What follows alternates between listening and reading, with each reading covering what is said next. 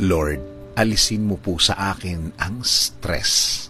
Panginoon, maraming salamat sa laging pagbibigay ng pagkakataon sa aking buhay. Salamat sa mga unli na mga chances na hatid mo sa akin. Mga pagkakataon na pwede kong gamitin para mas maging mabuting tao. Lord, alisin niyo po ang lahat ng aking stress o ang lahat ng stress na nasa akin po ngayon, Lord. Kayo na po ang magtanggal ng mabigat na nararamdaman ko. Kayo na po ang bahalang pag-aani ng aking araw-araw. Isinusuko ko na po ang lahat ng aking problema ngayon, Lord. Ikaw na po ang bahala sa aking mga kinakaharap ngayon sa aking buhay, Lord. Ikaw na po ang bahalang palitan ng blessings ang aking mga problema ngayon. Panginoon, pakilagay na po ang mga bagay sa aking buhay na makakatulong po sa akin. Ilagay niyo na po ang mga taong pwedeng makatulong sa akin. Alam ko po na kilala niyo po ang mga taong pwedeng makatulong sa akin, Lord. Lord, kasama din po ng dasal na ito, ilagay niyo rin po ang mga aral na kailangan kong matandaan, mga lessons na magiging gabay ko sa pagharap ko sa susunod na panahon. Ikaw na po ang mag-guide ng buhay ko, Lord.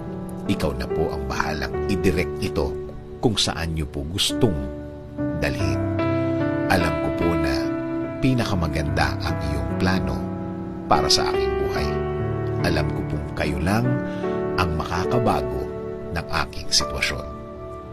Patuloy niyo po akong i-bless na mga bagay na makakatulong sa aking mga gagawin, sa aking trabaho, negosyo, at mga bagay na aking gagawin din para sa aking plano, Lord.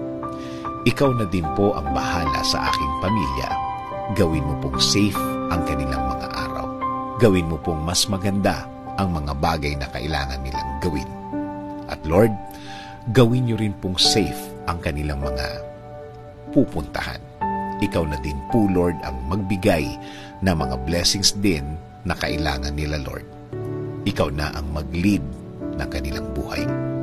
Ikaw na po ang bahalang iangat at i-level up ang kanilang mga buhay. Ikaw na din po ang gumitna sa aming relasyon na mas maging maganda, Lord. Salamat. Salamat sa mga ibibigay mo, Lord. Alam kong hindi ako mabibigo sa mga idinadasal ko sa inyo, Lord. At alam kong patuloy niyo akong babantayan sa lahat ng oras, sa lahat ng araw ng aking buhay. In Jesus' name I pray. Amen.